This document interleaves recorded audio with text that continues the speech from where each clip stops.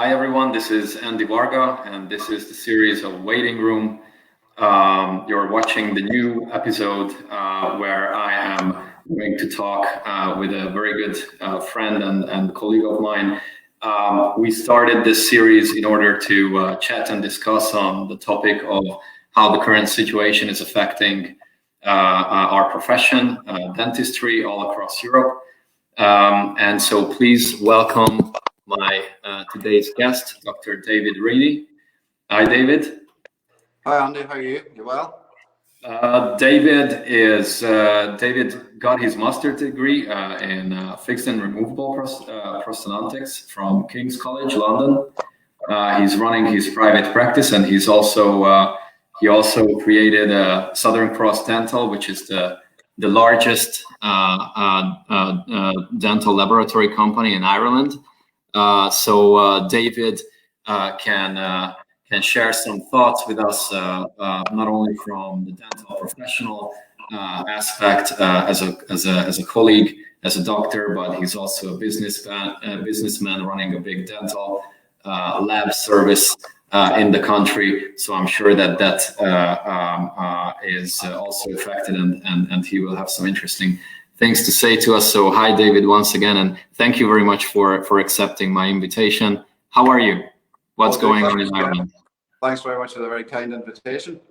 It's good to chat again. I know you've been over to Ireland a few times. It's good to get caught up again. Yeah, we're in the midst of a bit of a crisis. It's a global crisis at the minute, as we know. I suppose I sat down before this presentation, or this chat, if you like, and tried to weigh things up in some way. And I looked at the benefits of what I personally get out of this. If I look at it from my own personal perspective, I'm saying that I'm probably less stressed. I've probably more time in my hands. I'm probably, well, hopefully I'm getting fitter. I've just done a 5K run this morning. I'll probably do another one this evening. I'm running 3 times a week, which is great. So it keeps the stress levels down. I'm probably spending more time with my family as well. My 3 sons are at home at the minute. One is usually in Scotland, in Edinburgh. The other one's usually in Durham. And then there's one at home. So all 3 guys are together. So it's a noisy household. We've set up a gym. One of my cars has been moved out of the garage. We've set up a gym in the house. It's second-hand gear. There's a squat rack and a few bits and pieces. So the guys are all getting involved with that stuff. One of them does it as a hobby. He lifts weights for a hobby quite seriously, and the other guy plays rugby. So he's just coming out of the rugby season. So he's trying to keep the rest of us trying to keep our weight down. He tries to keep his weight up.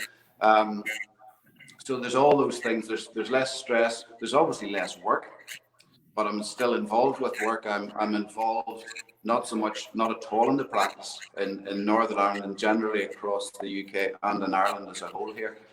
Practices are generally closed. There is some requirement. There's a difference between Northern Ireland and the rest of the UK in that we can still see patients face to face. Whereas I think across in England, there's no face to face contact. We can still see patients in the practice and do, for example, extractions. We can't do aerosol generating procedures, but we can get patients out of pain by extractions. Mm-hmm. I'm also involved locally. There are 5 urgent dental care centres that are set up across Northern Ireland. I was involved in setting one of those up locally. It's literally 10 miles from my practice here.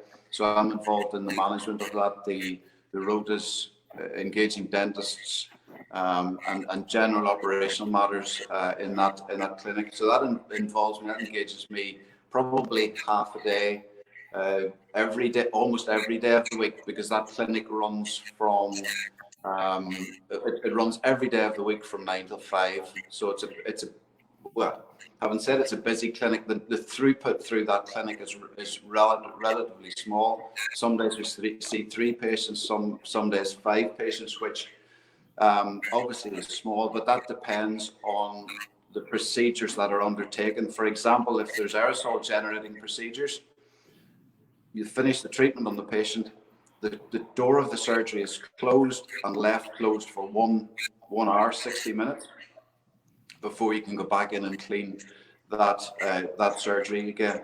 Now that makes me think, where will we be when we get back post-crisis?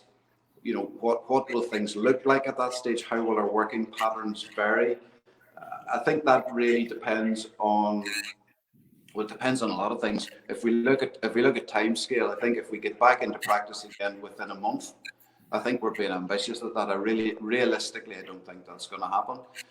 2 months' time, 3 months' time, there's again, it's probably unlikely that will happen.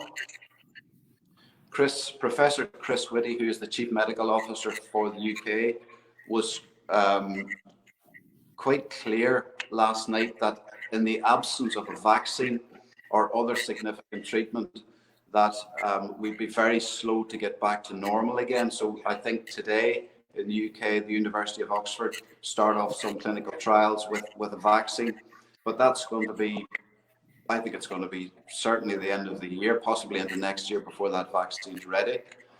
I think with the social distancing,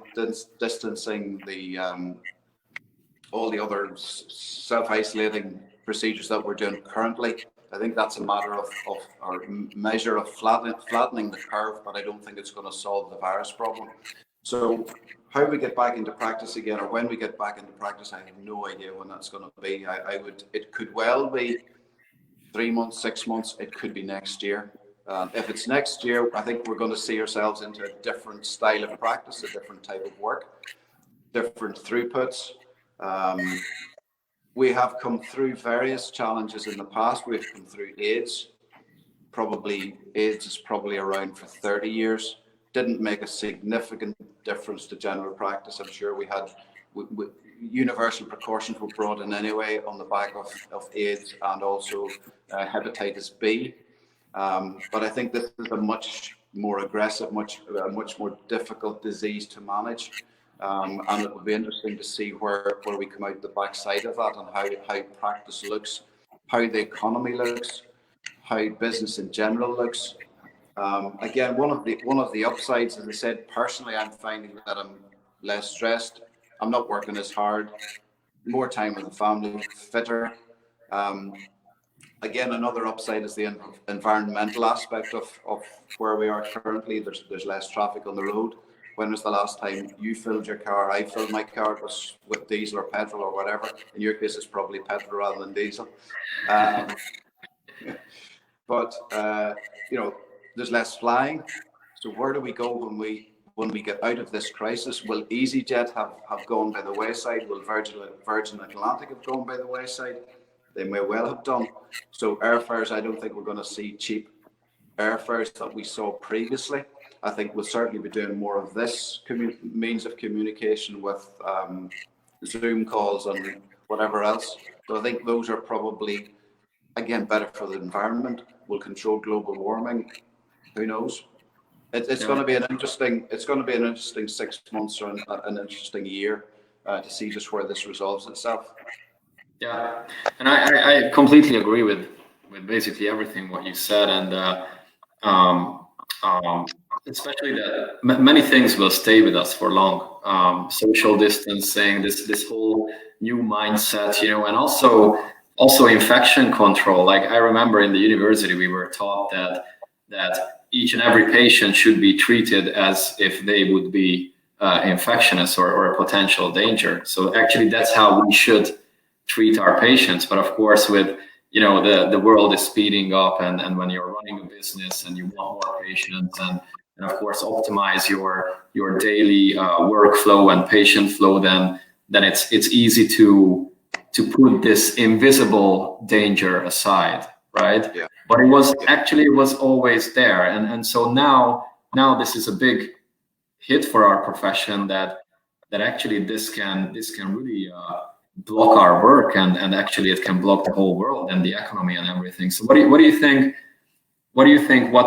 What can we do when, let's say, in 3 months' time or half year time? I'm also more on the pessimistic side, or my realistic timing is also somewhere around the end of the year, or probably when the vaccine is here to start it normal.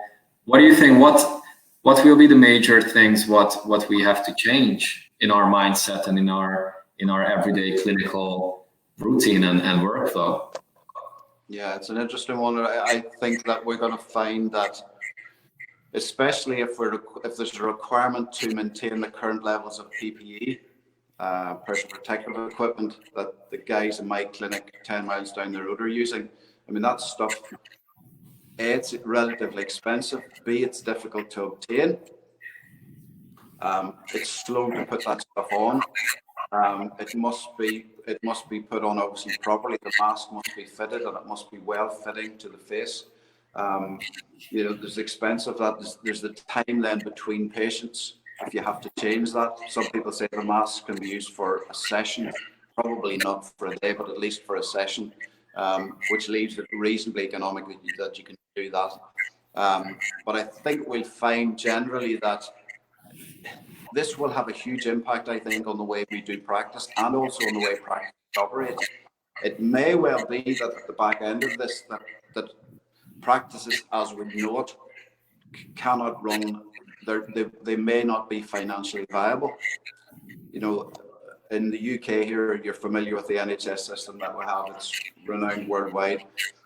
The NHS, the level of funding within NHS dentistry is rather poor.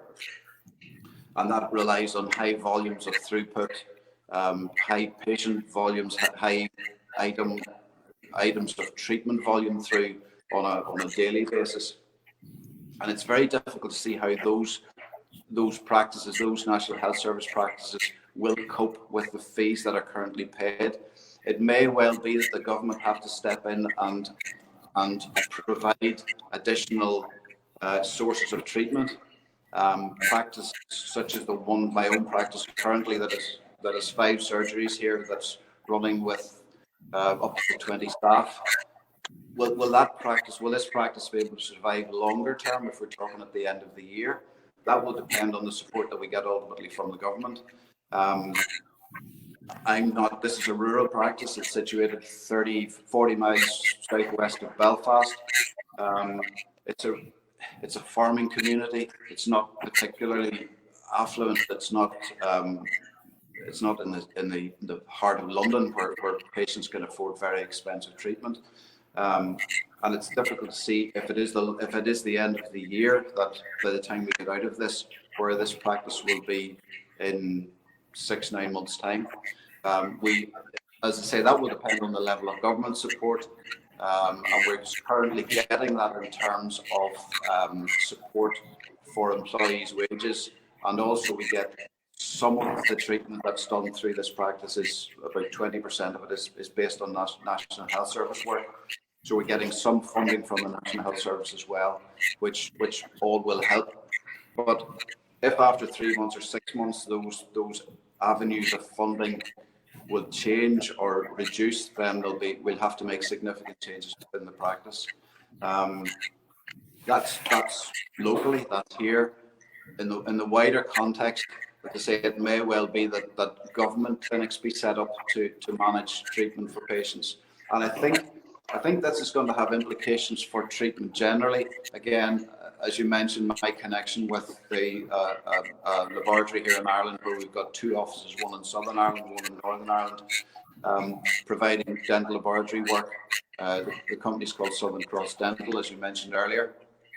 And I think that we'll see a significant reduction in the more complex items of treatment.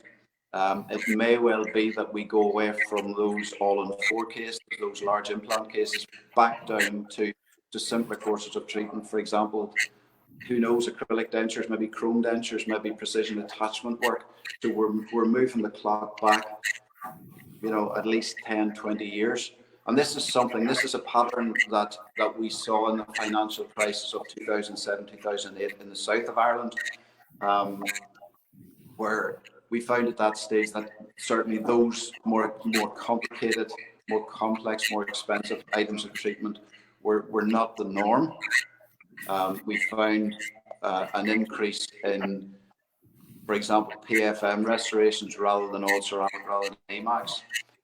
We found at that stage, moving away from the laboratory side, we found that dentists there was a lack of work in the Republic of Ireland at that stage, and dentists would have moved from practices in the Republic of Ireland across to the UK to find work, or also dentists that were, let's say, engaged 5 days a week within a practice. There wasn't sufficient workload to justify their existence in that practice 5 days, so they may have moved down the road or moved to another town or city, did part-time in one practice and part-time in the other.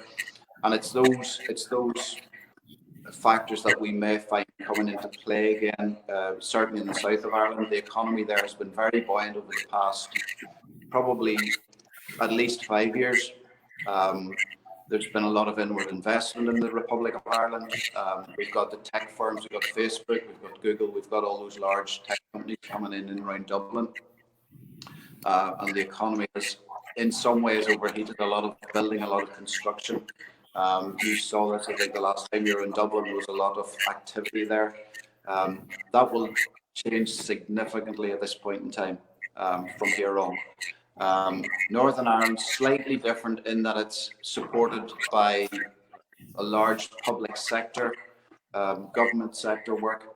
So the economy tends to be reasonably shored up by government salaries, if you like. Which means that we don't see the trend has been in the past that we have very more stable economy, less fluctuation that we'd see in the south of Ireland. It doesn't go to the peaks and the troughs. So I think Northern Ireland will go back, plus the fact that it's shored up with NHS dentistry. But as I mentioned earlier, those implications, those cross-infections implications may impact on NHS dentistry provision in that you can't throughput as much as before. But coming back probably on the technical side, prior to this, we were, dentistry was moving very quickly. We had got into, there'd been orthodontics that we'd seen, there had been obviously implant work, and significant growth on that. Your own company, Dicom Lab and SmartGuide treatments were becoming not necessarily the norm, certainly the norm in my practice, where I would use guided surgery as basically for every patient over the past 18 months and saw the benefits of that. We saw scanners, digital scanners, we saw Medit scanners coming in, the Korean company that were introducing those scanners into the marketplace. We've seen a very exciting phase of dentistry. We were getting into smile designs. There was digital dentures. We're getting into things, we're moving at a pace, and I think that has been cut back significantly, or will change significantly from here on. We're seeing growth in, and that obviously then relates back to the term digital dentistry. And my sense is that it goes back to way back again to the south of Ireland situation that we saw in 2007, 2008, where dentists didn't have cash in their pockets. If a dentist has money in his pocket, he'd probably change his house or his car first of all, then he'd buy a new dental chair, then he'd buy a new dental handpiece. The last on the list is probably going to be that scanner. So I don't think we're going to see new scanners bought in the next, certainly short, medium term. I would think we see digital dentistry probably being, the brake will be put on that. I think it'll be put on hold. It'll be for another day. And as I say, my vision, or it's not my hope. I would hope that we would continue on with those exciting aspects of dentistry that we did see at the end of last year. But my feeling is that we'll go back to more simpler dentistry.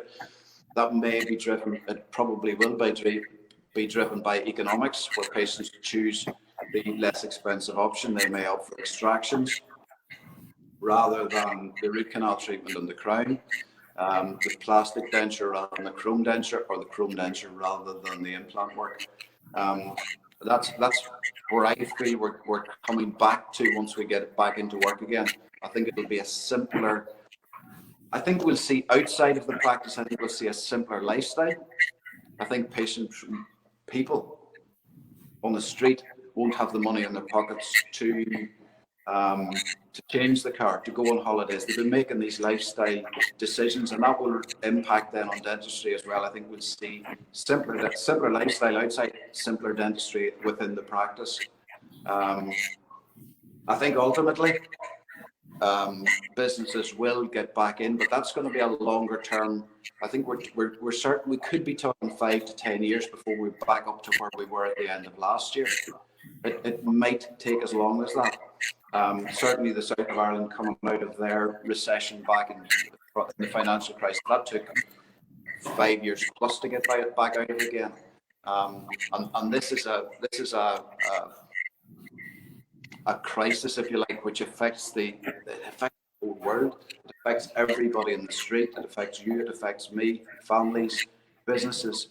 Everything's affected. Whereas with the financial crisis, it wasn't as intense as that. It was a financial crisis, and that was in a sense all it was. This affects everybody out there. So it'll be interesting to see just where we come out of this and how we come out of it. I think if in the short term, if we get back in a month or two, as I said at the top of the presentation, we're probably back to normal reasonably quickly. If it's 6 months, there will be changes. If it's the end of the year, I think there'll be significant changes depending on what we see. But that's you're probably going to challenge me on the digital dentistry side of things. Or in fact, do challenge me on that, Andre. How do you see that side of things? I just wanted to do that. I think from the economical point of view, this will be probably harder, tougher than the one 10 years ago or 12 years ago, because as you said, it affects everybody. Like 10, 12 years ago in 2007, 8, 9, there were some main sectors, really big sectors, which were hugely affected, like real estate, automotive, like these really big sectors. And those sectors are, of course, employing millions, tens of millions of people. So it had a big effect on the economy, but still it was only an economical crisis, right? And to be honest, me 12 years ago as a fresh graduate or as a fifth-year dental student, I didn't even realize that there's an economical crisis. It didn't affect my life at all. And probably I wasn't the only one. So while this one here is also having a huge psychological effect on everybody, it doesn't matter. Is that a negative? Are you seeing the positive of that? When you say psychological effect? I think double or both.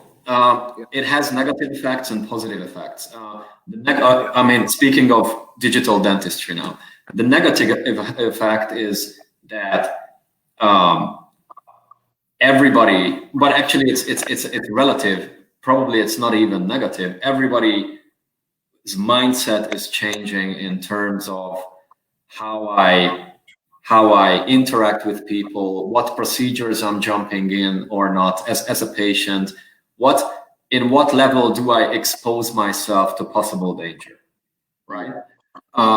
And the term danger is also different now. I see shopping as a danger, for example, at the moment. There's a potential place where I can be infected, and even though maybe I won't have any symptoms, but I can give it to my parents or my family. So of course, it puts a really interesting mindset in everybody, I believe. But of course, the effect on what it puts us as healthcare professionals and business owners, we will make actions on infection control, on cleaning, on sterilization, on the number of patient visits, on the number of human interactions needed to create a denture or to create a procedure, right? And from this perspective, I think at the level of where digital dentistry is now, I think it's dancing at the tipping point in the last 2 years. Yeah. Right? Like for 15 years, everybody's talking about it, but it didn't really happen. But you feel it as a distributor of a well-known oral scanner and other digital technologies and guided surgery. You feel it on yourself that it's really coming now. So it's becoming from, you know, being only in the hands of early adopters to it starts to touch the mass market. So it was in the tipping point in the last couple of months or 1 or 2 years, in my belief and understanding. And I also feel it as a business owner on our sales numbers and on our roadmaps. And so I think putting all these things together, it might generate a wave or an effect that maybe dentists or clinics do realize that if they take advantage of these technologies in terms of shortening the workflow, shortening or like limiting the human interactions needed, putting many discussions and, for example, showing the treatment plan, you know, discussing things online, you know, and so you don't have to make like an extra patient visit, you know, which is a potential danger. So if you also look at this side of the whole story, then somehow the economical negative effect might be balanced by this pressure of forced digitization, because actually that's what's happening. I mean, look at us now chatting here. Like 2 months ago, 3 months ago, maybe for a business discussion, I was sitting on a plane and going to you, right? And we were sitting down and discuss things.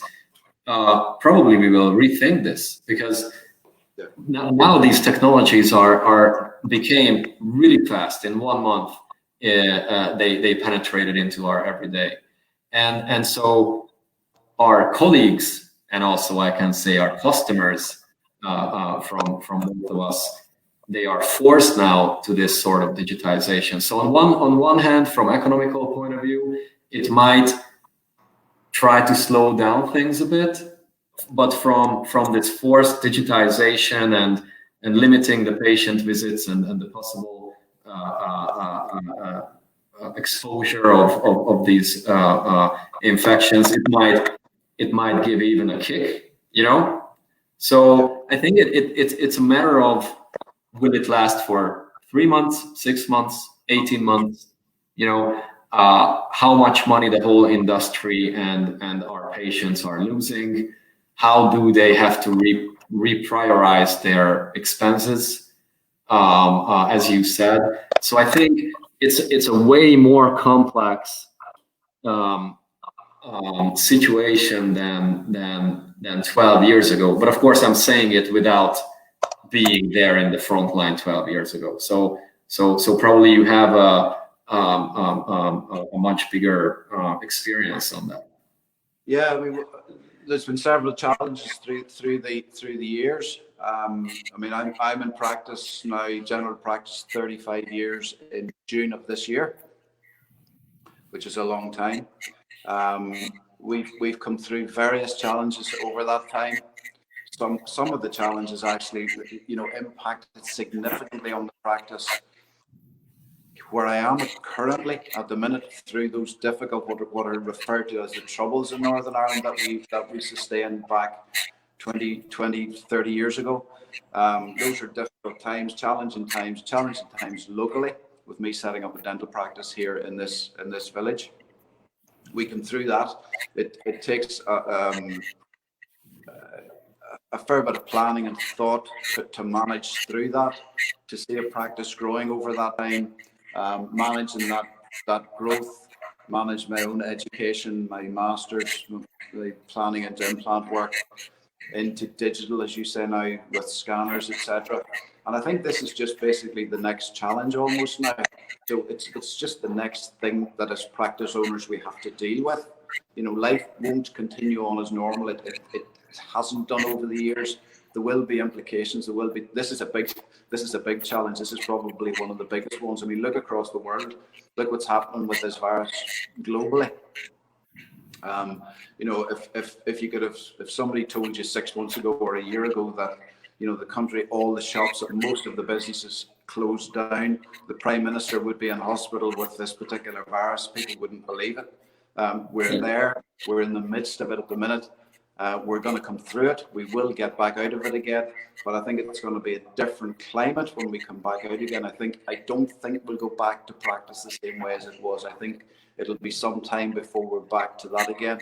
If we ever do that, it's an opportunity to look at each individual business, our own lifestyle, or the way we live our lives. As you mentioned earlier on, they're jumping on a flight rather than doing this sort of call. You would probably choose this call anytime now, whereas a year ago we had probably face-to-face meetings rather than doing it with this digital technique.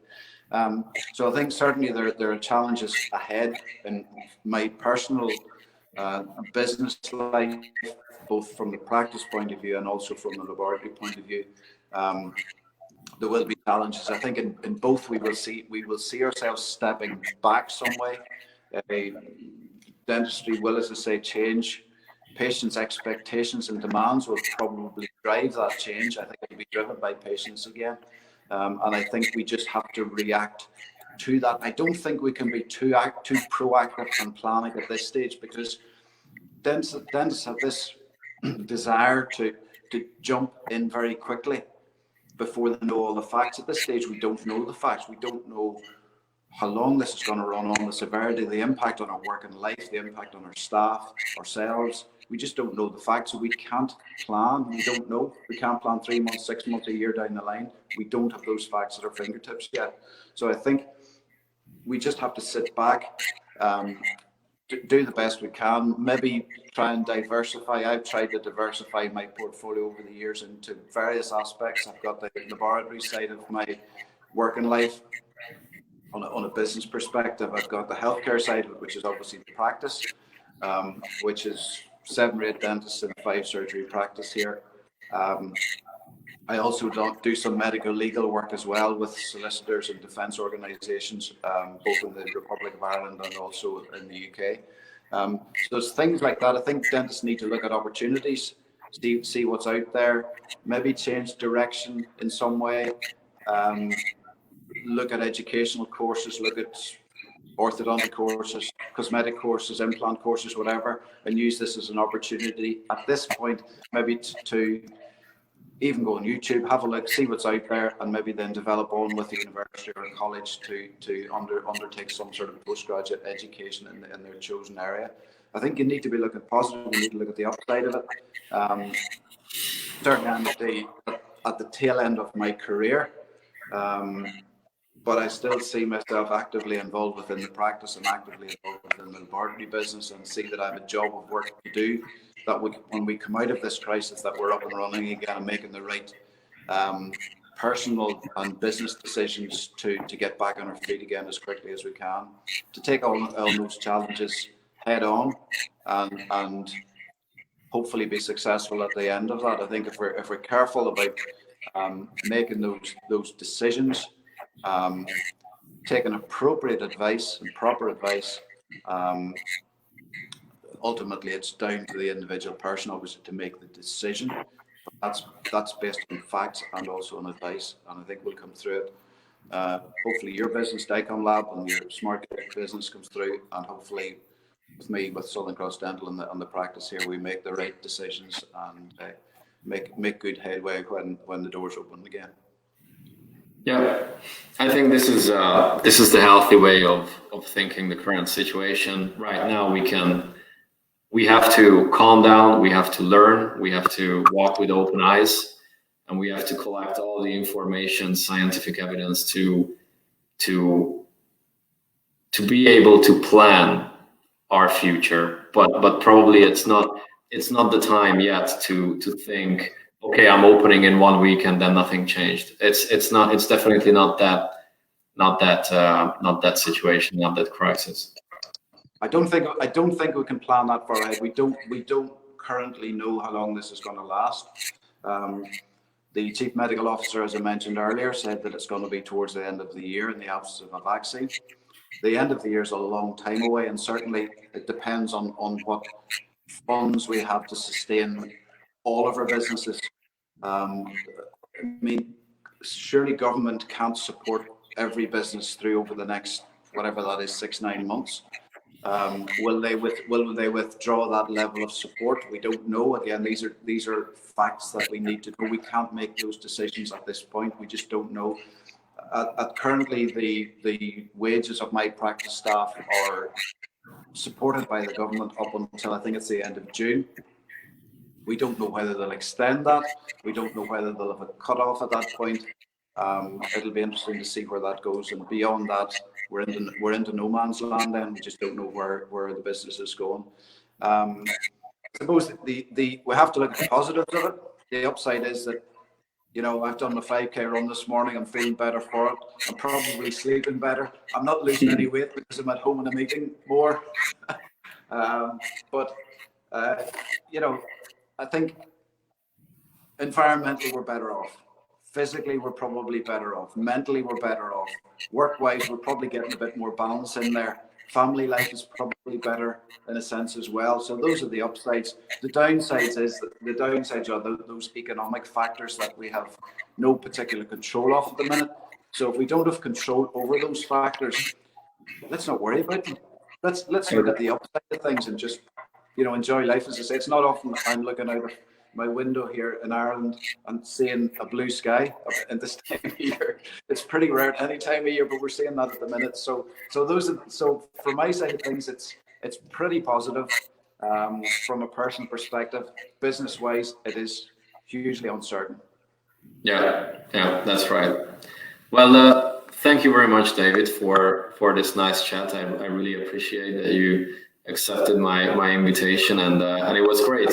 And I think me personally, I heard many good and positive advices and thoughts from your side. So I hope our viewers also enjoyed it. And stay positive and do your quarantine workouts with your sons. I'm sure that's a great fun. They can lift more than me. That's the problem. Yeah, but enjoy it. You know, I do believe that with such a positive attitude, maybe, you know, when things will be back normal, because they will be. We don't know it when, but they will go back normal. And when they'll go back to some normal, which may not be the previous normal, but it'll be not same, a new form of normal. Yeah, that's right. An enjoyable new form of normal. We will find a way to have that, but I'm pretty sure, and I don't know how to put it nicely, but I'm pretty sure that we will have some things what we will miss from this current situation. Being at home, as you said, focusing on things, looking at things, what we don't see from our daily rush. I'm pretty sure that there will be some certain things what we will miss. But let's try to create our new form of normal in a way that these things are staying with us. Yeah. If we're lucky enough, if we're smart enough, then we can do that. Yeah, sounds good. I think we'll do that. That's our aim and our challenge anyway, Andre. We'll see how we go with it. Yeah. Thanks very much for your kind invitation. Good to talk to you again, and hopefully we see you in Ireland fairly soon again. Thank you very much, David. Not in Ireland, at least we'll do it digitally anyway. Yes. Thank you very much, David. Thanks again. Cheers, Andre. Cheers. And thank you very much for everybody who was watching us and listening. Tomorrow, we are going to continue with our new episode with Gregory Sciolom, who's the CEO of Labocast in France. We are going to talk about how it affected his business and his lab and distributor network in France. So stay tuned. Tomorrow will be also an interesting discussion. I hope you enjoyed today's show. Thank you very much and stay safe. Bye.